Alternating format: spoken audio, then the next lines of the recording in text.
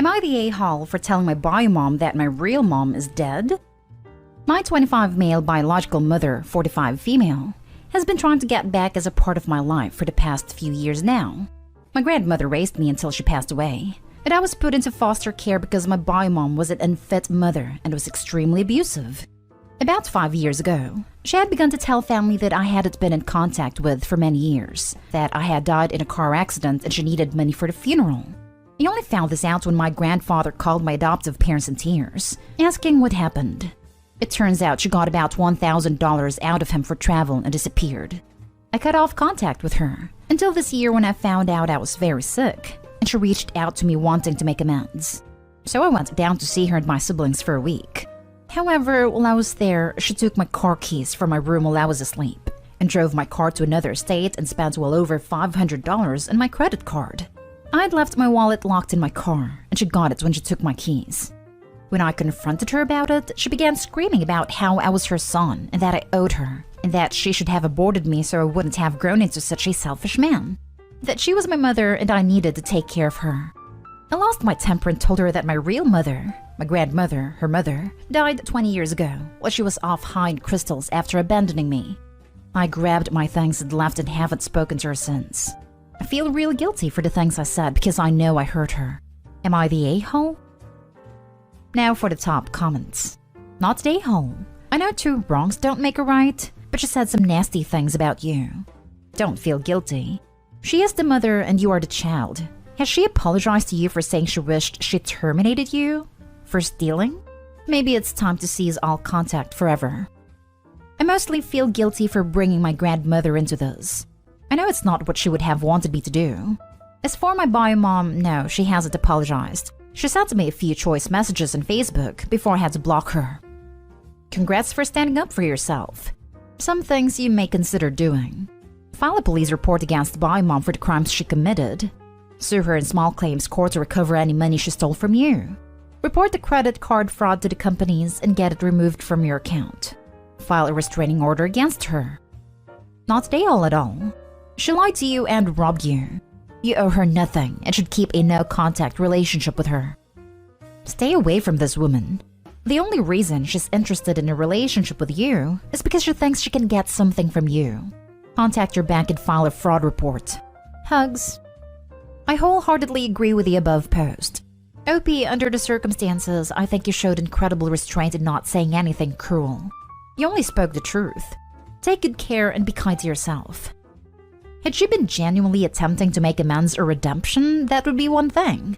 She clearly is not, nor has she bothered to even consider anyone but herself. The truth hurts, and all you did was give it to her. Next story is titled, Am I the a-hole for not giving up my man cave to accommodate my mother-in-law? My wife and I got married 4 years ago. She has 2 kids from a previous relationship, now 8 and 10, that she has full custody of. Their dad is not much of a figure in their lives. I inherited my parents' house when they died about a decade ago, and since my wife and her kids were living in an apartment, we decided it would be easiest if they moved into my house after we got married. The kids now have their own rooms. There's a yard for them to play in. We got a dog. It's been really nice. About a year ago, my wife's dad got sick and passed away. It's been hard on a lot of her family members, but especially her mom. A few months ago, my wife brought up the idea of having her mom move in with us so that she wouldn't be alone. I was very hesitant since her mom has her own health issues, and adding another adult to the house changes the dynamics of the household completely. After a lot of discussion and pressure from my wife, I finally opened up to the idea, but there are still roadblocks. The biggest being that we do not have a spare bedroom for mother-in-law. My wife's idea is to make the basement a kind of mother-in-law suite. However, I have spent the last decade turning the basement into my man cave. Think bar, pool table, poker table, big screen TVs, etc. I did a lot of the work myself and I'm pretty proud of it. I told my wife that it's pretty much a non-starter for me to give up that space, as it's something I've been working on for a long time, since before I even met her. My solution is to have the kids go back to sharing a room, and mother-in-law gets the other bedroom. My wife said that her kids have gotten used to having their own space, and she won't force them to give that up. I asked her why it's okay for me to have to give up my space but not anyone else.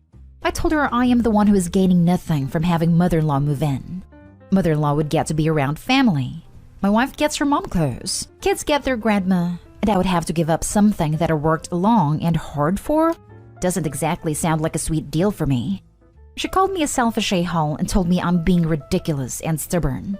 She told me that this is now her house too, and she's not going to make her kids sacrifice their space when we have a perfectly good space that mother-in-law could use. I told her that the basement is the one place in the house that I do not want changed, under any circumstances. No exceptions. We've been fighting about this for weeks with neither of us willing to budge. My wife is getting more and more hostile towards me and our relationship is suffering. Do I just need to bite the bullet and give up my space? I think I'm already giving up a lot by allowing mother-in-law to move in with us, but am I being an a-hole about this? Not an a-hole. I'm female. If I was childless with a house inherited from my parents, then later married a man with 2 kids who all moved in, then 4 years later get called selfish for not wanting to give up my craft room or whatever for his mother. To be honest, I wouldn't even entertain mother-in-law moving in and tell him to figure out a way to rent or a place nearby as he's presumably not paying for a mortgage. I would be livid. You don't want to give up your space. Where will you hide when you have enough of mother-in-law? Wife doesn't want kids to share rooms. The answer is obvious. Mother-in-law should not move in. Female here also, but I'd be damned if I have given so much of my family home and then be called selfish. I like your idea. Mother-in-law should have property she can sell and benefits from the dad. If she's so bad off health-wise, why isn't her daughter looking into assisted living? Sounds like she's trying to claim some sort of squatter's rights by having mother-in-law there so she can leave Opie and take his house. Again, Opie, I hope she isn't on the deed. No, the house is only in my name. I recommend you double-check with a lawyer. In the case of divorce, she seems selfish enough to go for your home. Not an a-hole. Having someone else move into your home is a situation where every adult gets a veto, barring extraordinary circumstances. Your mother-in-law being lonely does not qualify. Would it not be a compromise to have mother-in-law move into a small apartment nearby? That way, she can still visit regularly, but still go home at night. Being lonely sucks, but that is not grounds for a wife to force Opie to agree to her moving in. Not an a-hole. OMG, are you serious? I would say you're the a-hole for marrying this woman. Not only you are raising her kids, and she doesn't have to pay rent, she wants everything. She gets hostile and says this is my house too. She definitely doesn't respect you and what you've given to her. You should think if this is the woman you truly want in your life. Next story. Am I the a-hole for not wanting to be responsible for my stepdaughter? I, 29 female, and my husband, 33 male, are a blended family. I have a son, 5 from a previous relationship, and get along great with my ex who provides so much for our son, his great dad. My husband has a 3-year-old daughter and together we have a 4-month-old daughter. My stepdaughter's mom is not in her life at all, and signed away her rights and OD'd after an addiction, so she lives with us full-time. After my daughter was born, I became a stay-at-home mom to take care of my kids. Discussed when I was pregnant. It didn't mean to her, but postpartum has been bad, so I have changed what I originally anticipated. My husband works and provides for the family financially. When I became a stay-at-home mom, my husband assumed that I would take care of all the kids including his daughter. At the time, I 100% agreed. He said that he was clear when we dated that his daughter did not have a mother, and he wanted whoever he married to take on a full parental role, especially since her mom did not want her to show that she was deserving of a mother's love. I agreed to this, and agreed since I met her when she was a year old. I call stepdaughter my daughter, but using stepdaughter in this post for clarity. However, now after having a baby, I want to take care of my kids because I am so overwhelmed, and would like my husband's family to watch my stepdaughter. My husband is furious at me, and says he provides for the whole family and I wanted to be a stay-at-home mom. He said I agreed to take care of stepdaughter and treat her as my own when we dated. I said that things have changed. He argued with me saying that he provides for my son, and I countered saying that his dad does a lot for him. My husband got upset with me and said he knows he has a great dad, but still takes care of him and treats him like his own son. He accused me of being an evil stepmom and hating his daughter. I do not hate his daughter. I am just overwhelmed with 3 little kids. Note, he had a traumatic birth and suffer from PPD, so this is not a permanent request of mine. My ex helps out more than usual with our son because of this. So am I the a-hole for only wanting my stepdaughter to be home when my husband is there? Edit. I live far from my family. My ex is the only one who can help with my son. Though my husband's family does treat my son like their own, I just felt like it would be unfair to let his family watch my son, when I could give more time to my ex since he runs his own company and has flexible hours. My husband has a lot of family that can help with stepdaughter. Now for the comments. You're trolling, right? Yes, you're the a-hole. It's absurd you even had to post this to confirm. If this is real, I hope he gets some help. You need medical intervention immediately. This is not okay. You are not okay. You're the a-hole. Yep, and it sounds like the husband might be oblivious. Hopefully he realizes and gets someone to watch all the kids until she can get it under control. You're the a-hole. You don't get to pick and choose that you'll take care of your children only when you marry a man who has a child and no other parents around. You're straight up saying that you don't think of your stepdaughter as your daughter. I do. I just need to focus more on the baby because I am so overwhelmed. I also need help with my son. Then the answer is that you need to seek treatment, not tell your husband you'll only take care of your kids. She's your kid. Major, you're the a-hole. Don't be shocked if he divorces you over this. I want to take care of my kids. Newsflash, she's one of your kids as per your initial agreement. Being overwhelmed with 3 little kids doesn't give you the excuse to pawn one off part-time. Now for the last story. Am I the a-hole for encouraging bullying? I am a high school teacher. I'm currently teaching a class of 16-year-olds, and this is the class whom this will be concerning. 2 months ago, I assigned them a group project. I paired up 2 students, Faith, female 16, and Ned, male 16. They wrote a pretty good report together, but then close to the end of the project, Faith came to me and said that Ned had done no work. Now, I know Ned. He's well-liked, which is relevant, but also very hardworking and super dedicated. So I was surprised to hear that he had done this. I asked if she had any proof, and she said she didn't have it compiled, but she could get it tomorrow. She comes back and shows me the edit history on her document. I later came to know that she had copied everything, and then deleted it so that it looked like she had written all of it.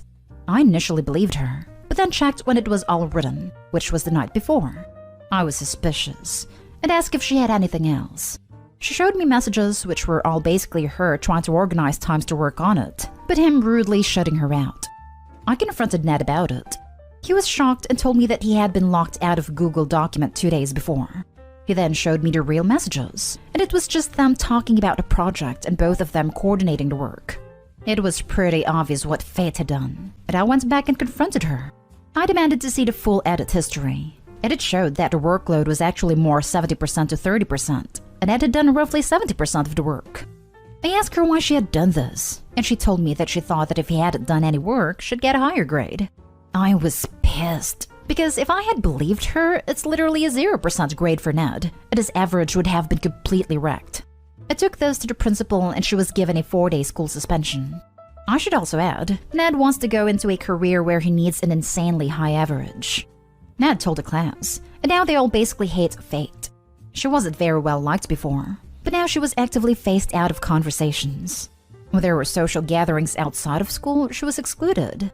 It's at the point where she's crying every day.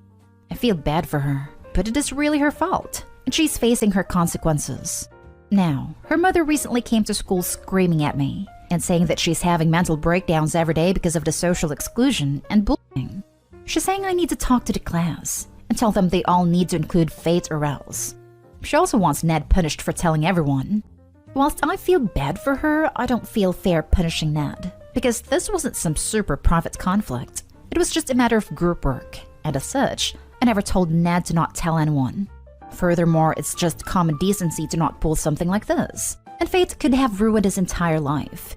We're not in the US. Our high school grades matter as that's what gets these kids into college courses which determine their lives. Not day home. First of all, I do not see any part of this situation where you are encouraging bullying. If anything, you were just encouraging the truth to be heard. That girl was willing to ruin someone's work and grades for her own sake because of her selfishness. It lied to a teacher as well as creating fake evidence to prove her claim, which is very wrong.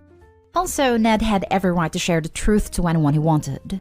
I mean, if Faith was ready to do that to him, then what would stop her from doing it to other students every time she doesn't feel like doing her part of the work? The class has the right to know what they might risk if they end up paired with her. I do not support bullying in any way, But she caused the situation to herself. Not you, nor did the other student. She didn't even show any ounce of shame or regrets for what she did. I mean, the least she could do if she truly wants things to get better is to go formally apologize. How else does she expect people to see her as a good person, or the situation to calm down, if she doesn't play the part? I would advise you to just say a word to the class to not take things too far, as there's a limit to justice. This 100%, especially at the high school level, students know the consequences of cheating and lying. But more so what happens when you do it to someone well-liked. Her mom is barking up the wrong tree, and if it is that bad, she should consider transferring her. Not today home.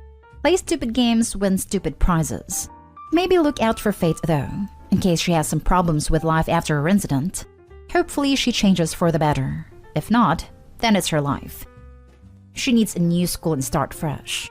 Tell the principal about her mother's demands.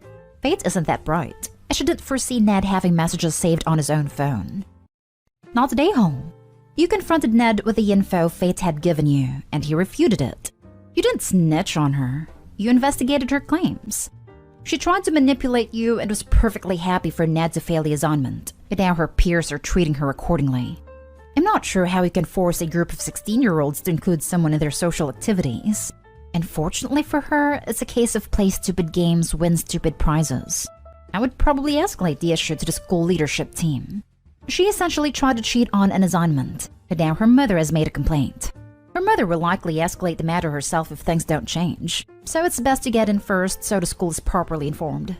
Having said all that, she shouldn't have to suffer social exclusion for the rest of her time at school because of one selfish act. Is there a school psychologist who can provide some suggestions on how to help her integrate back into the social group?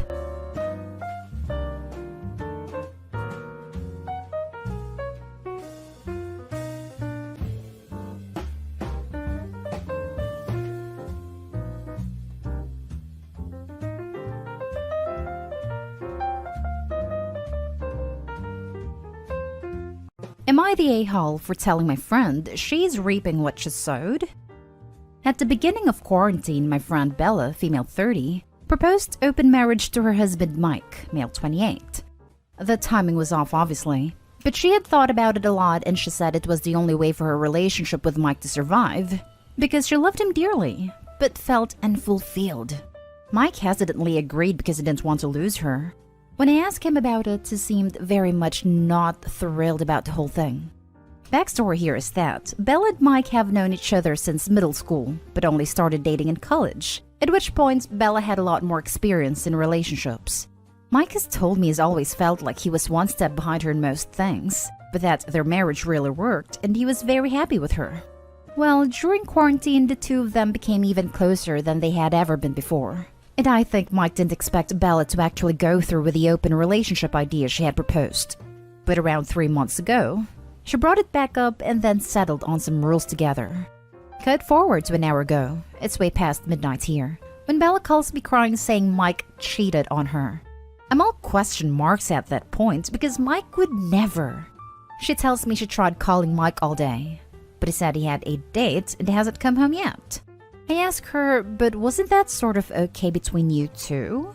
She sobbingly tells me that yes, that was sort of the deal, but that she hadn't been able to go on a single date with a guy yet because she was so busy with work being back on now, and that Mike just went ahead with his date as if she meant nothing. That he hadn't disclosed any details to her, which as far as I know is part of their deal, that they didn't want to know any details, and that she felt like he was ridiculing her. I didn't really know what to say. I just told her, well, honey, I think you just reaped what you sowed, honestly. She's furious with me and screamed at me for being an awful friend to her, that I should understand how she feels. I kept quiet, but honestly, I think she's just upset that her husband is doing what she proposed in the first place. I haven't talked to Mike yet, but am I the a-hole? Edit. Spoke with Mike just now. He said he had an awesome night, but came home to Bella screaming at him and is feeling incredibly guilty and confused now. Understandably, he'll come by after work to talk. Now for the top comments. Yeah, not the a-hole. People always seem to be down for open relationships, until they remember their partner can have an open relationship too. And it often seems that the partner who originally proposed the idea ends up striking out, while the hesitant partner hits the home run. I'm not sure that's necessarily true, but I do find that often when the hesitant one does succeed more than the suggester gets bent out of shape far worse than is reasonable. Not the a-hole. I'll bet money that what her friend was really thinking is that she'd convince her husband to try an open relationship, but he loved her too much to ever sleep with anyone else. She thought it would be a win-win for her. Her husband would be at home loving her, and she'd be out getting her back blown out, and it would all be legit because the husband agreed to an open marriage. Not the a-hole. She didn't expect him to actually sleep with other people.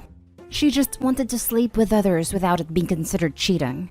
She's really ridiculous, and I'm on Mike's side for this one. She wanted an open relationship, so that's what she got. Lol. That's what most people want in an open relationship. The opportunity to sleep around with a fallback. Be careful what you ask for. You might well get it. Your friend felt unfulfilled and wanted someone to meet her needs. She never considered that in an open marriage. Both spouses are free to go elsewhere. She said he cheated, but he did no such thing. It isn't cheating in an open marriage. Your friend's reality check just bounced. Not the a-hole. Next story is titled, Am I the a-hole for walking out of a house after the host told me to feel free to leave because she doesn't like people in her house? This just happened like an hour ago. Backstory. Dating this guy and his best friend was having a small party, if you can call it that. There were 10 people there at most. I wasn't invited, but boyfriend told me it would be okay if I came. Usually I wouldn't go somewhere without an invite. But since this is his best friend's house, I assumed that he knew the situation better than me. I show up, go inside, meet the best friend, and she didn't know I was coming. Boyfriend says, "Hey, this is who I told you about. I wanted you guys to meet." The best friend turns to me with a straight face and says, "Yeah, it's alright I guess, but feel free to leave because I don't really like people in my house." So I left. I turned around and walked out without saying another word. Now, to be completely fair, my boyfriend was shocked. He came after me and said that he had no idea that she would react that way, but she was just having a bad night, and that we should go back in and everything will be okay. Obviously I left, and he didn't come with me. But now he is texting me and saying that while she was a bit rude, I was even more rude for just walking out in front of everyone, and that it made for a weird vibe with all of his other friends who were there. So am I the a-hole? Did I overreact? I should mention, there is a language barrier here. She speaks Greek/Italian as first languages, and I speak English. So honestly, her intent was questionable. But the look on her face gave me a weird vibe. Interesting conversation below. Does boyfriend have the right to invite someone into someone else's home? This is a tough one because it's sometimes yes, and sometimes no. I've done this before if the vibe was right. But mostly I don't do it. I would just ask first. So I kind of understand if he thought it was a situation where it would be okay, but turned out not to be okay. Conflicted. Not the a-hole. Your boyfriend plus his friend are. He didn't come with you when you left, and that's an a-hole move right there. P.S. Does she have the hots for your boyfriend, that's why she was rude to you? So you would leave, and she could do stuff with/to him? Nah, nothing going on between them. Incompatible genitalia preferences. Not the a-hole. And if I was dating him and he decided to return back to the party after that interaction, I wouldn't be dating him any longer. For him to put Opie in that position in the first place was bad enough, but then letting Opie walk out and leave alone? He really doubled down on a-hole with that move. As for BFF, English may not be her first language, but I think her message came across loud and clear. Not the a-hole. Not the a-hole. No. He did you wrong by sending you into a place you were not invited, had a host insult you, and then gets mad you leave? No, do not apologize. What the hell is he complaining about? He still stayed for the party while you ended up going home. Not the a-hole. That was a very reasonable reaction after being treated that way. Much more polite than I would have been. My only confusion is why you didn't immediately dump the boyfriend for going back into the party. And you're waiting until a bit later to do that for some reason. That doesn't make a lot of sense to me. We are in that weird, dating but not exactly exclusive stage, so there wouldn't even be a formal breakup. We just wouldn't see each other again, if that makes sense. For the next story, Am I the a-hole for calling my friend jealous and insecure? My friend Aisha, 22 female, has a history of going after our friend's old crushes / flings / boyfriends, etc. She went after my ex-boyfriend when we were 18, went after our friend's ex-boyfriend freshman year of college, etc. No one had ever said anything about it for one reason or another, because other than this, Aisha was a really good friend. She has never gone for a guy that no one else has gone for either, especially with me. She's gone after most of the guys I've talked to, after we were done talking, and I didn't mind until now. Most of our friends used to like Jaden, my current boyfriend, 22 male. Aisha, along with 4 other girls, liked Jaden when we were 19, but he never entertained them. We were all in the same friend group, but Jaden and I never really talked until a few months ago when we ran into each other. He lost touch with a lot of people in the friend group and hadn't talked to Aisha in years. We ended up talking and now we're dating. When Aisha found out, she started texting Jaden and asking him to hang out. It got to the point where she'd complain to me about him not responding to her. I told Jaden I don't mind him hanging out with her to catch up, but that Aisha has a history of doing this kind of thing and catching feelings. So if he does see her, he should make it clear he isn't interested. They ended up never hanging out and Jaden doesn't respond to her texts. Aisha kept being persistent and texting him. She continued to complain to me about him not responding and eventually complained to all of our friends. It made everyone uncomfortable. I didn't say anything until the other day when she brought up how Jaden had said he would date her. Someone asked who he would date if he had to pick from the group of girls who liked him when we were 19. And he said her. I was there for it and I'm not bothered by it. I told Aisha he said if he had to pick from the girls who liked him, he would have picked you. Nothing else. He didn't and doesn't see you in that way. I told her it made me uncomfortable how she talked about Jaden and said, "You're acting like you had a crush on him. And whether or not you do, he's with me, and that's not going to change." Aisha told me I sounded jealous and I said, "No, I'm annoyed." Jealous would imply you have something I don't, and believe me, that isn't the case. If you can't get a guy without him being with one of us first, that's on your own jealousy and insecurities. Stop trying to get with my boyfriend and everyone else's. It's not cute, and you're doing yourself a disservice. You can't go after our exes then complain about how you feel like you're a second choice. Aisha stopped talking to me after that. While all of our friends think it needed to be said, some think I crossed the line by insulting her and think I should have just said she was making us uncomfortable. Edit. Aisha's now been trying to claim she was just trying to catch up with Jaden since they used to be close friends, and that it took things the wrong way. She said she was just joking around and that it wasn't that serious. However, after some digging around, I found out that when Jaden and I started talking, she started asking around about him. A mutual friend told me that she was convinced Jaden liked her and was going to ask her out because she saw TikTok saying a guy with the letter J was going to come into her life, and that she should expect some romance. She also found out Jaden kept a painting she made for him for Secret Santa back during freshman year of college and saw it as a sign. I told Jaden all of this, and he has since thrown out the painting and blocked her and everything. Now for the comments. Not Dayhal and wow. No, I'm annoyed. Jealous would imply you have something I don't, and believe me, that isn't the case. If you can't get a guy without him being with one of us first, that's on your own jealousy and insecurities. Damn, girl. I couldn't have said that better myself. Good for you. Maybe your comments hurt her feelings, but sometimes that's necessary to get your point across. Some people don't respond to nice, and need to be told they're being an a-hole in order for them to realize it. She needed to hear this. On another note, why is anyone in your group asking your boyfriend to choose a second choice from the group? That's super inappropriate and irrelevant. It also bound to start trouble, which it did. You should ask your friends to steer clear of asking dumb and pointless questions like this. Not a-hole. Pointing out someone is insecure or jealous isn't insulting them. Unless more was said that you are leaving out. To be honest, I'm surprised OP's friend group hasn't said anything to Aisha about her behavior before now, especially with the whole going after the ex-boyfriends thing. All that's done is embolden her to now start going after actual boyfriends. Yikes. Definitely not a-hole. It needed to be said. Edited to add, your boyfriend also needs to nip this in the bud and make it clear to Aisha that he has no intention of meeting with her alone, and that he's not interested in her. Not saying he's an a-hole, but he needs to set firm boundaries and slash or block her number if she keeps persisting. A couple of girls have come close to saying something, but it never bothered us too much since she'd usually do it once the relationship was already over. In most cases, the relationships ended because my friends and I were the ones who ended it, so while it was uncomfortable for us to see her go after our exes, it wasn't like we were heartbroken over them, so we'll let it go. She wouldn't get anywhere with our exes either.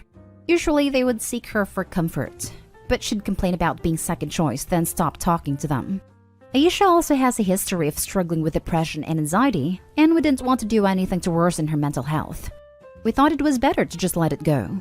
She's never been like this where she's made a move while we were still together, so that's why I finally said something. Not today, Hall, and maybe consider dropping that friend because holy insecurity, Batman. She has zero place complaining about how your boyfriend isn't texting her back, much less to the entire group. I'm surprised you put up with it for that long. She needed that line boldly drawn, though. She wouldn't have stopped by just being told you made people uncomfortable. I honestly thought I was just jealous at first, until a few of our friends told me how it was weird and uncomfortable how much she was talking about my boyfriend. Once I realized how everyone else felt the same way as me, I realized it wasn't jealousy, just annoyance and anger at her disrespect for my relationship. Last story is titled, Am I the a-hole? Wife wants a bigger ring after 5 years. Wife and I got engaged, and I paid cash for engagement ring. I didn't have a set amount I wanted to spend, but got a ring just under 1 carat. The ring is beautiful, and I spent a long time on the details. It isn't huge, but she has a tiny hand, so it is actually really proportional. I was never thrilled about the idea of supporting the diamond industry, but I understand cultural symbolism and like shiny things myself. Now that we have more money, she wants to get a new engagement ring. Since we were more limited in funds a few years ago, her belief is that we should get her a ring more in line with what we can afford now, and it always ends in an argument. It kinda rubs me the wrong way, and she says I'm an a-hole about it because I'm making it out to be that she's materialistic, or only wants it for status, or even just to feel better about herself, which is still an issue in my mind. Her case is that she will wear it forever, until we change income brackets probably, and why shouldn't it be something nicer? Am I the a-hole for not wanting to do this or pointing out that it is compensating / image related? It feels like she just thinks she can upgrade it away, and then she's wearing a ring that isn't even the one I gave her. And it isn't because she lost it or it was damaged, but just because she wants something better. Honestly, it grosses me out. And then I'm so put off, I kinda become an a-hole that feels unappreciated. Would something like an anniversary ring that won't replace the engagement ring meet everyone's needs? 5 years is a milestone. You could turn this into a piece of jewelry that's special in its own right. No a-holes here. I'm with you. Add to the band in the form of an anniversary band. If it were me, I'd want different stones like blue, green, or red, sapphire, or something, making it really special. Maybe something they designed together with a jeweler. Just a thought, but replacing the stone seems wrong somehow, as if it weren't good enough to represent who they were when they got engaged. More like representing their stages of life. Info. Was your wife involved in picking out the first ring? It's bound to be unpopular, but I think buying someone an engagement ring they are expected to wear for life without input isn't always a great idea. My husband proposed to me with a plain silver band with the word placeholder engraved on the inside because he knew he'd never be able to pick something my picky self would like. My husband proposed with a fake $20 ring, and there was a note in the ring box that said, P.S. The ring is fake, but my love for you is real. And then he gave me the budget and I designed my own ring. Perfect.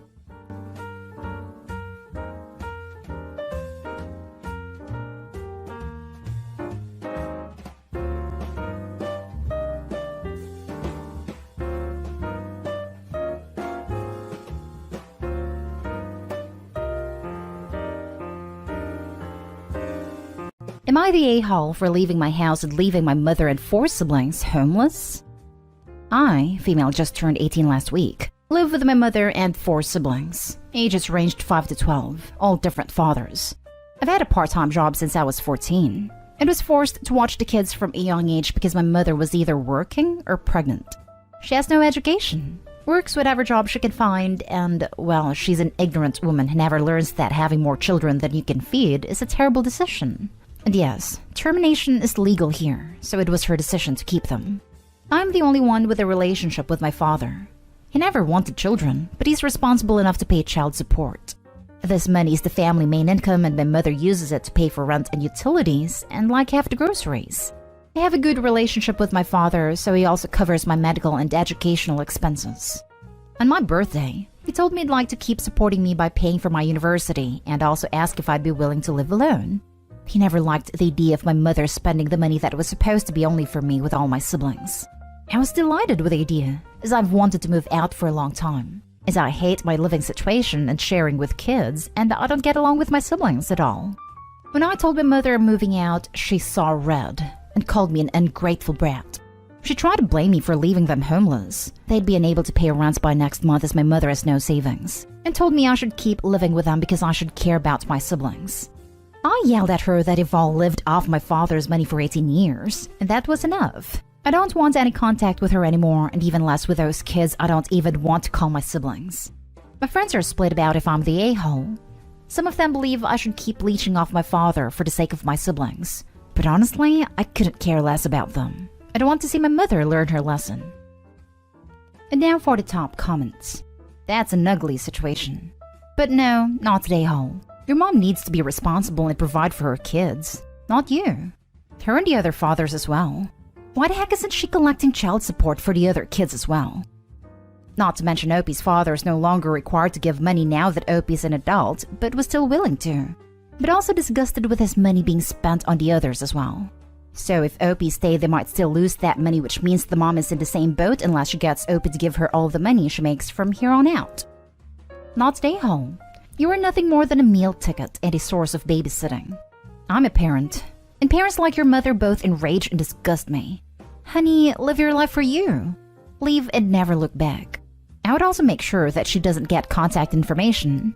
The minute you start making real money, she'll show up with more kids, and her hand out asking for you to support her life of stupidity. Congratulations on your freedom. Best of luck at school. This. Move out and cut all contact with those people. You do not owe them anything, and you do not have to keep toxic people in your life. Opie, what your mother is doing to you is called parentification. We see this a lot over r/child-free.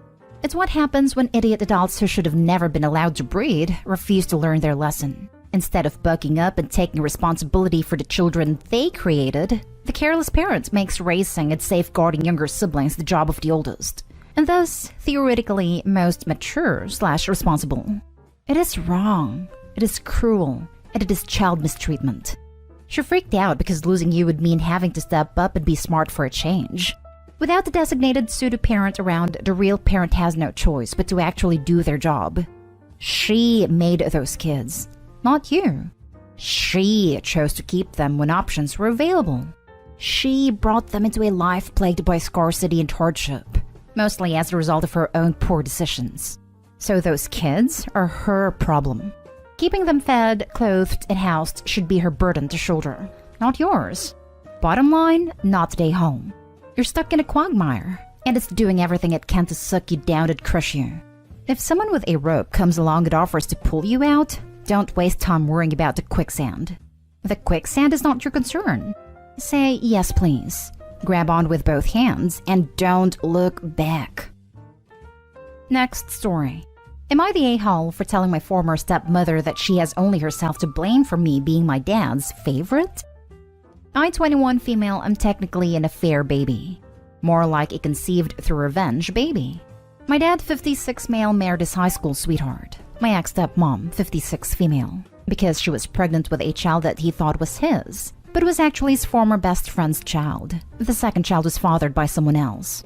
He raised my step-siblings, Amy, 36 female, and Ken, 33 male, thinking that they were his for years, until Ken got into an accident, exposing that it was impossible for Ken to have the blood type he did and be my dad's biological child.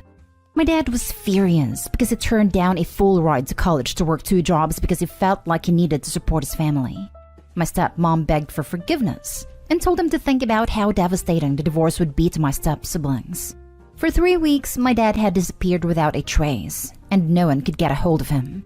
The last thing he said to anyone was in a drunken voicemail that made people fear the worst. My dad was found, but in such a bad state that he had to be checked in, but refused contact with my stepmom and step-siblings while there. After a lot of pressure and begging, my dad agreed not to divorce my stepmom, but felt like he was owed something and decided that two could play at this game. And that's how I got here. After a DNA test, my dad was thrilled that I was around and made sure that I knew I was loved and a priority to him. So much so that he kind of neglected the first two children he raised. I didn't understand it at the time, but Amy and Ken resented me a lot because I was his real child, not my words, and I always came before them. My dad would always excuse it with the fact that I was so young, but he would outright ignore them a lot. My stepmom didn't really like me either, so my dad finally followed through with a divorce. He ended up getting the house, and when he died, he left it to me along with some family jewelry, the bulk of his savings, investments, and making me the sole beneficiary of his life insurance. He left Ken and Amy each $20,000. Amy and Ken were hurt, but I wasn't going to let them take out their anger on me again and be pressured to share. They threatened to sue, but my dad's lawyer assured me that I was in the clear. My ex-stepmom called me upset and demanded that I share everything equally, saying that a father shouldn't play favorite. Fed up with her BS, I told her that, "Lady, if you want to be mad that my dad had a favorite, then you need to blame yourself for sleeping around." It felt good, but my aunt feels like I was too harsh. Am I the a-hole? Edited to Ed. Saw this in a comment, so I wanted to be clear. 1. Amy's dad, who was my dad's best friend growing up, is dead. He died when Amy was a toddler, and was even my dad's best man. 2. Ken was the result of a one-night stand with a stranger, so he's going to have to submit his DNA into 23andMe or something to find out his paternal side. 3. My mom is still very much alive, and my dad left her something too. 4. I recognize that Amy and Ken were in an awful situation. I just don't really empathize because of how they treated me growing up, so I don't even care to have a relationship with them. My aunt, dad's sister, is the only reason why I would still see them, because she still wants a relationship with them. Edited to Ed too. Keep seeing a few more common things, so let me clarify some other stuff. 1. No, my mom didn't know my dad was married until after she was pregnant with me, and was angry at him for the longest time. I didn't know about any of this until I was much older, and I think that's why my dad left her something in the will. 2. Yes, my dad did get a DNA for Amy and Ken. He's not their dad. 3. I didn't say what I did with Amy and Ken around. That was strictly between their mom and me. Unless I was on speakerphone and she didn't tell me. 4. No, my dad didn't pay for Amy and Ken's college expenses.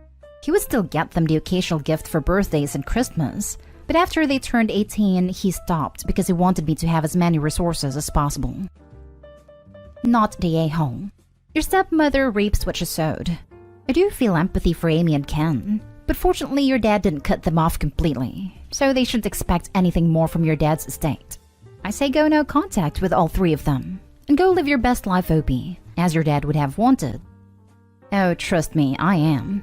I have no reason to speak to my ex-stepmom, and I'll only ever see Amy and Ken around my aunt's house and she still wants a relationship. But other than that, I'm good. They weren't very nice when I was growing up. Oh man, all of that was toxic as hell from the beginning to the end.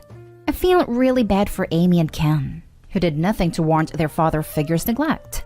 You don't seem to have a lot of empathy for them either, and I really hope you reflect and try to see their perspective. You're not obliged to split things equally. Your dad left it to you. I do hope you take this opportunity to remove yourself from a toxic situation, reflect on it, and move on. Nothing about what happened was okay. Try not to let your father's battle become your own. Honestly, he's arguably worse than your stepmom, because his choices hurt 2 innocent children. She's no saint, but he should have just left right from the start. You, Ken, and Amy are not the a-hole. Lol, do you realize they took their anger out on Opie? Opie was innocent too. This was the fault of the woman who didn't want to divorce her husband when he asked for one over her own entitlement to a relationship. Opie's father might have hurt the kids had the parents got divorced, but not more than neglecting them for so long when the parents actually stayed in marriage.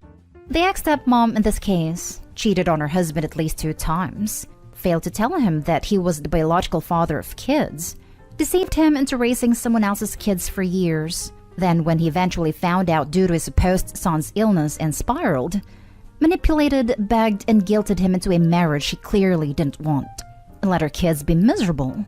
How the hell do you excuse that?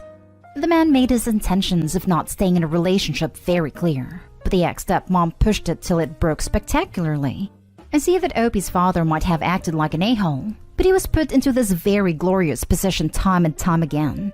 So, if we really analyze the whole situation, no one is the a-hole here except for stepmom, and in some parts the dad, who by the way still left $20,000 to both of those kids he resented. Now for the next story. Am I the a-hole for not helping my biological parents? I, 22 female, was adopted by wonderful parents. I grew up as an only child and am very close with my adoptive mother and father. I have always wondered why my biological parents gave me up for adoption. I never asked and don't plan on it. But when I turned 18, my parents asked if I wanted to know who my biological parents were, and they told me their names and where they live. I looked them up in social media and contacted my biological mother. She was very happy to hear from me and asked if I wanted to meet. They lived about 4 hours away. I took the time off of work and drove the 4 hours. We hugged and they were very thrilled to meet me. I told them that I had finished up college and working as a hairdresser. They quickly changed the subject and asked if I could lend them around $2,000 to pay off some debt. I was speechless and asked if that was the main reason they wanted to meet. My dad said, kind of, yeah. We need help with some finances. I got up and left the diner. I drove the 4 hours back home and told my parents what happened. They were very supportive and let me know that they loved me. My biological mother has been blowing up my phone wanting to talk, along with some money requests. I've denied every one of them and told them I no longer want to talk to them. Then biological dad reached out and called me a horrible daughter for hurting my mother's feelings. I've not heard from them since the last message. Am I the a-hole for not helping my biological parents? Not the a-hole. You owe them nothing. Children should never be responsible for their parents' debt. They only wanted money, not to get to know you. The greatest thing they ever did for you is giving you up. Children should never be responsible for their parents' debt, especially considering these aren't even her parents. They are strangers asking for a handout. Definitely not the a-hole. Not the a-hole. Can you imagine growing up with them? You got lucky. And look at it from the even broader side. They immediately showed their true colors.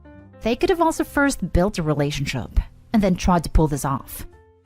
They'd probably steal her paychecks if she got a job as a teen and be begging for money throughout her adult life. They only cared about her money, not her. Bullet dodged. Not the a-hole. Not the a-hole. They were horrible parents and you owe them nothing. Block their numbers and forget about them.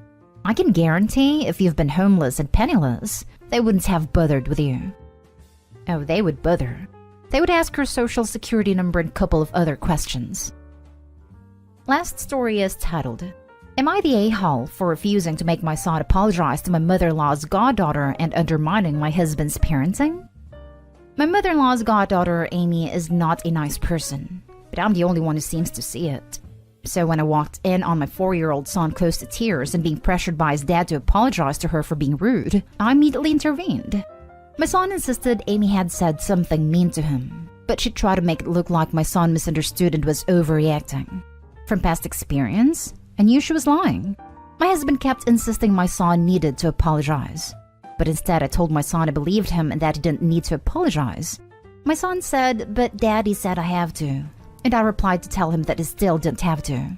I asked him to go pick a book for bedtime, even though my husband kept protesting and insisting he couldn't leave until he said sorry. After we put our son to bed, my husband had a huge argument with me. I kept saying I was undermining his parenting and teaching our son that he could get away with not listening to his dad. He insisted our son was being rude, and that was unacceptable, and that I was blinded by my dislike of Amy. I replied by telling him that he was the blind one. He also blamed me for our son asking if his dad didn't love him anymore. Am I the a-hole? Edit. Amy's 32. She told my son his dad would send him and me far away soon because he was annoying. My husband wasn't there when this happened. He interrupted them earlier while they were working to ask his dad to play with him, and Amy was upset that my husband actually did. I believe him, because when we first got married, she would say similar things to me. My son yelled that she was a liar, which is what my husband thought was rude. I'm sorry, but what the hell is a 32-year-old grown woman doing picking on a 4-year-old and reducing him to tears? And why is your husband allowing this? I'm going to say not the a-hole based on that alone. Like, Jesus, the kid is 4. If it says Amy's a liar and said something that he perceived to be mean, he's likely telling the truth. At that age, they don't usually make up malicious lies about adults. Exactly. He is a 4-year-old and didn't quite grasp that daddy was working. I don't agree with undermining the other parent, but I also don't think Opie was the a-hole. If I was her, I'd be asking her husband why he's okay with a 32-year-old being mean and disrespectful to a young kid and his wife. He is undermining both his wife and child but not standing up to the goddaughter for awful behavior towards them. I also just want to add quick that the husband thinks that his 4-year-old is bullying a 32-year-old woman? Not the a-hole. Sounds like Amy has a thing for your husband and doesn't like her time with him to be interrupted. Exactly. This is why she said similar things to Opie earlier in her relationship with her husband. I just hope there isn't an affair happening here. Amy is 32. Not the a-hole. It's important for a child to learn that an adult isn't always right and a child isn't always wrong. Also, Amy and her husband both sound like people who just want to watch their son do as they say. It's sad, but many people are that way. But she straight up told her child he didn't have to do what his dad said. She completely undermined his parenting and authority. How is that right? She could have took her husband to the side and settled it together, and decided if he should apologize.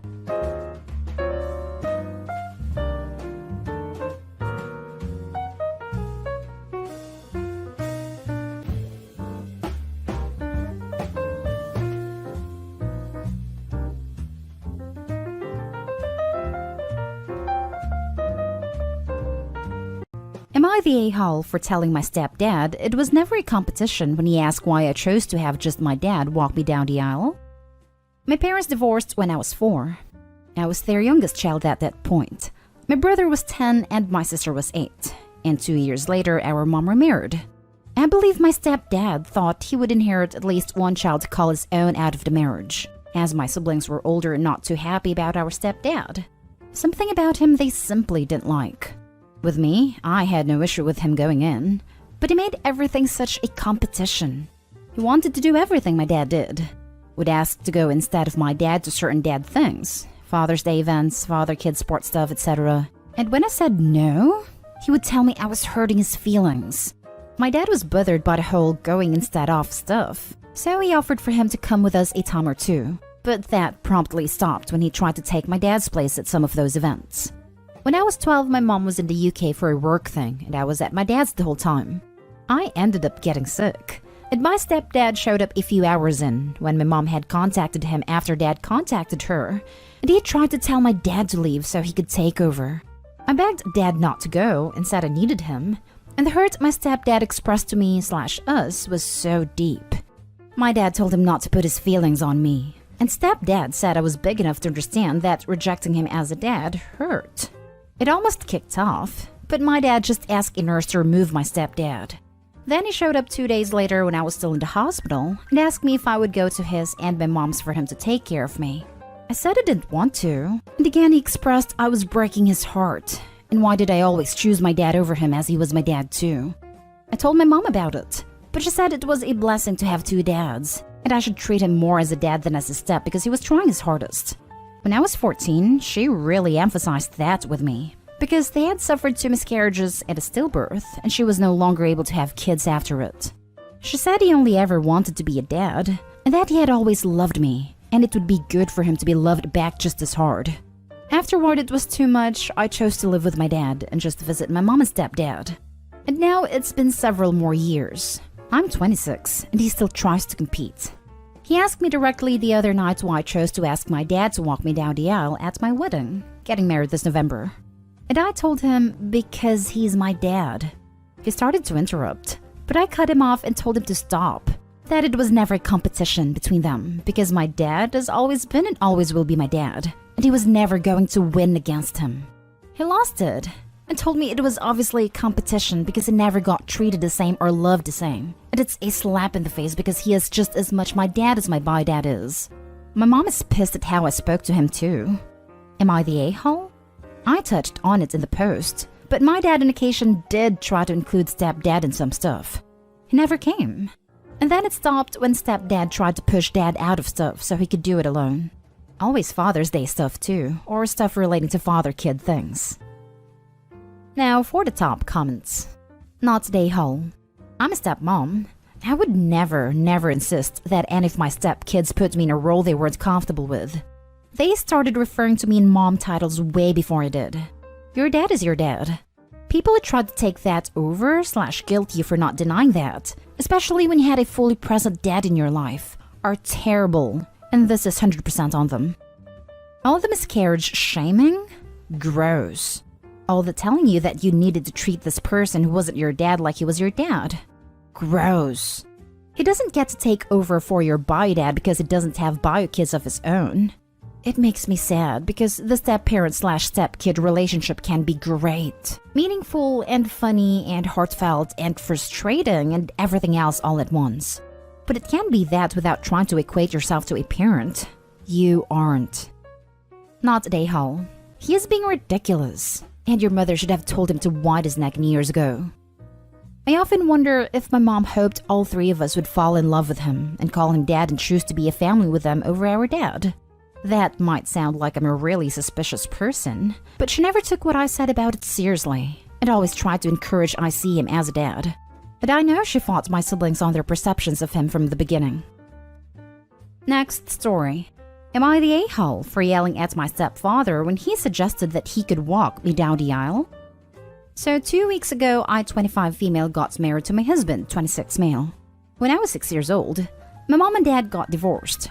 3 years later, my mom met and married Fred, who had basically been my surrogate dad for all these years because my biological one hasn't been a huge part of my life. And Fred's kids, 20 male, 18 female, and 16 male, are basically my siblings. On last minute, my bio dad decided he didn't want to come to my wedding and walk me down the aisle. I got a call while I was getting my makeup done, and I was devastated, needless to say. Fred was in the room with me, and he started comforting me, telling me it would all be okay. And he said, if you want, I can walk you down. That just rubbed me wrong, and I was already a mess emotionally. Fred knew how much I wanted my bio dad to walk me down the aisle, and he just suggested it like it didn't matter at all, like I hadn't just gotten my heart broken. So I just snapped and told him he was selfish, and told him to get out. Fred left, and one of my uncles ended up walking me down the aisle. My mom only heard about mine and Fred's fights after the wedding, and she's now pissed off at me, telling me that I overreacted, and that I needed to apologize to Fred, even though I was just frustrated and he had suggested something totally out of the left field. My mom told me that I was the selfish one apparently, and apparently I'm ungrateful. But I feel like his suggestion was completely wrong, and that I don't need to apologize. But I don't want to make things worse by not apologizing if I did do something wrong. So am I the a-hole? You're the a-hole. You just said 1, your bio dad wasn't involved in your life. 2, your stepdad was your dad growing up. And 3, your stepdad didn't impose himself at all until your bio dad flat out rejected your request. Your stepdad was trying to be supportive and you rejected him. If he hadn't offered, would you have been happier? Stop projecting your anger at your bio dad at your stepdad. Yes, she got her hopes up about her bio dad and was let down again. She's the a-hole for reacting the way she did, taking her anger out on him, when it should have been directed at bio dad. I hate posts like this because it seems like the child at the post isn't seeing past the nose on their face. Opie's bio dad has been doing this and will continue to do this throughout her life. The sad thing is, she doesn't realize it won't stop with the wedding just like it didn't stop when she was a little girl. It will continue over and over again throughout her life, until she either A, goes no contact with him, or B, one of them passes on. The problem Opie doesn't see is that Fred is a human being with feelings as well. Opie snapping at him for only trying to help? Seems to me not the first or the last time she dumped on him when her bio dad left her high and dry. Eventually, Fred will stop playing the role of supportive dad and simply take himself out of the relationship, as there's only so much a person can take. From what I read, Opie's mom and stepdad had a conversation, and it seems like Fred has been snapped at one too many times. He was mature and didn't respond in the moment. My guess is that he talked to Opie's mom and was like, "That's it, I'm done trying. Every time I tried makeup for bio dad, I get yelled at and snapped at. So I'm not going to anymore. Opie, you need to apologize. You need to acknowledge everything Fred has done for you. You need to realize you never had to do those things, and you need to respect the man who stepped in when your own dad stepped out. And go no contact with your dad, or you're going to continue to be in the world of heartache. Yep. Opie will forever remember her wedding day as the day she lost 2 dads. Opie does not seem to be quite that self-aware. After all, she lives in a world where it's possible she's not the a-hole. Now for the next story. Am I the a-hole for telling my future sister-in-law I am done discussing my parents not giving her money for her wedding? I am getting married next May, and my brother and his fiancée are getting married that August. My brother and I grew up very privileged, and our parents offered to pay for both of our weddings and lay out what they were willing to pay. I don't like getting into money, but it was extremely generous. I come from a big Cuban family with few boundaries, and everyone is in everyone's business, and I love it. So my brother and I both understood there would be some strings attached, and my mom would want to be heavily involved. I said yes, and my brother said he had to talk to his fiancée, Claire. Claire was not alright with my parents having a say in the wedding, and didn't want to set the precedent that my mom is going to have control over their lives. I totally respect her decision. She's a very independent, lone wolf type. And honestly, that is a personality I can't understand, but I don't judge. Claire and I get along great, and are both going to be bridesmaids in each other's weddings. As we began planning, Claire began to express frustration over planning a budget wedding, and I sympathized. Then she became obsessive about the topic of my parents and how they suck for not just giving us the money outright, and that my mom's a controlling witch. This really upset me, and we got into a fight, and then talking about how she hates our family and how everyone is enmeshed. I asked her to stop a couple of times. The American lifestyle with a big focus on independence has zero appeal to me, but I've never criticized anyone and keep my opinion to myself. Recently, we were hanging out with my oldest brother and sister-in-law. Parents paid for their wedding too. And my older brother said something about how he broke up with an ex once before his marriage, because she wasn't okay with the idea of multi-generation living together, and he would never marry someone who wouldn't let my parents move in someday. Claire got upset, don't really understand why, and started ranting about how my parents are entitled, how they won't give her money and ruin her wedding, and how me and my fiancé are cowards for taking their money. My older brother screamed at her and called her a bunch of names, which I don't think was right, and banned her from his house, but he is kind of a hothead.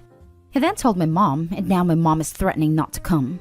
I don't want to be that extreme, but I sent Claire a text that I am 100% done talking about wedding budgets or my parents, and if she brings it up again, I will walk out. And if it keeps happening, I will drop out of her wedding. Claire now feels I'm not supporting her and being a bad bridesmaid. She said I'm being really selfish and invalidating her feelings. Now my brother is mad and feels I should try to help her navigate because I am normally the chill one in the family, but I'm sick of listening to it. Now for the comments. Not a-hole, but you're pretty much the only one here who isn't. Claire needs to accept she can either have the money or total freedom to plan the event, but not both. Your older brother needs to not throw gas on the fire by tossing in his opinions about what relationships between married couples and the in-laws should look like. Maybe it was coincidence, but I have my doubts. And the groom-to-be needs to get clear on where he stands in all this, instead of looking to you to solve the problem for him. Agreed, but I don't think the parents are a-holes either. They clearly respected Claire's decision to not accept wedding funds. And now Claire is demonizing their entire family. Yep, I'm puzzled how Claire feels the parents are entitled. Their money, their culture. Deal with it. The parents respected her choice of control versus cash, and now she's angry? The only one who seems entitled in all this is Claire. Not the a-hole. I empathize with Claire's independence, as she drew many lines I would have drawn myself. I don't like people in my business, and would not live under the presumption that people could pop in/move in anytime they want. That being said, I live within my own means, and I don't accept anything from anyone that comes with clear strings. She is not entitled to your family's money, and she double does not get to disrespect your parents. Your brother might be a hothead, but I don't think he was entirely wrong for blowing up in this situation. I put independence in quotes because I don't think she's trying to be independent, so much as she's trying to have her cake and eat it too. Yep, don't try to have any say in what I do. I'm independent. But give me your money. Not a-hole. Your parents can put whatever conditions they want on that money because it's their money. Claire needs to either get with it or get over it. Last story is titled, Am I the a-hole for asking my grandpa to walk me down the aisle over my mom's husband? My dad died when I was 12. My parents were long since divorced, and my mom introduced me to her husband 2 days after my 13th birthday and married him 5 months later. I think my mom's husband was hoping I would see him as another parent and dad figure. But because of my age, I always saw him as my mom's husband. We get along fine, but he was never someone I looked to for dad stuff. That fell to my grandpa, my dad's dad. Even before my dad died, I was around my paternal grandparents a lot, and I looked to my grandpa as another dad figure. So when he got engaged last year, I asked my grandfather if he would walk me down the aisle. Not because I wanted something super traditional, but I was always a daddy's girl, and he was my favorite person when I was a kid, so he would have been by my side regardless. My fiancé and I decided we would walk together with one parent each beside us. So I chose my grandfather in place of my dad, and my fiancé chose his mom. I didn't really say anything because I didn't think I needed to. But when my mom's husband asked who was walking me and I told him my grandpa, he got really quiet for like an hour and then asked me why I chose my grandpa over him. My mom was there at that point and asked why I would ask a grandparent over a parent. I said I wanted my grandpa there to represent my dad, and because we had a very close, very important relationship. I said my mom and her husband would be walking together during the wedding. They said it wasn't enough, and that he should have been asked first as the true father figure. I told them my grandpa was more of a father figure to me and had a more influential role in my life, and that I was sorry if feelings were hurt, but my grandpa was who I wanted there. My mom's husband said I should have considered him more, and at least just walk with my fiancé if I wouldn't even ask him to be by my side. My mom told me she was disappointed in me, that it's not what my dad would have wanted. I told her I think this is exactly what my dad would have wanted, which she couldn't argue back with. It's been a while, and there's still tension there. Am I the a-hole? Not the a-hole. You are right, they are wrong. This one isn't complicated. Your day, so your way, not the a-hole. You also explained your choice in a reasonable way. I can understand why your mom's husband might feel disappointed, but that does not give him, or anyone else, the right to call on you on your choice. Not the a-hole. Good luck. Not the a-hole. Your wedding, your choice. Your stepfather is making your wedding about him at his hurt feelings. He was your mother's choice, not yours, and you are much closer to your paternal grandfather. Your stepfather is allowed to have his feelings on the issue, but that's where it ends. Him telling you that you should have considered him more and just walk with your fiancé crosses the line. You're doing what feels natural and best for you. Now your mother and stepfather need to respect your decision. You have done nothing wrong here. It's fine for him to ask, and fine for him to hope, and even fine for him to be disappointed. But by asking more questions, he is only going to hurt himself, since there's no non-hurtful answer of why you like someone else better than him. A lesson most of us learned in middle school. Not the a-hole. I really don't get all these step-parents who try to push their own agendas on unwilling stepchildren. Being treated with civility and respect is all you can demand, really. But then, if step-parents all behaved, we wouldn't have AITA.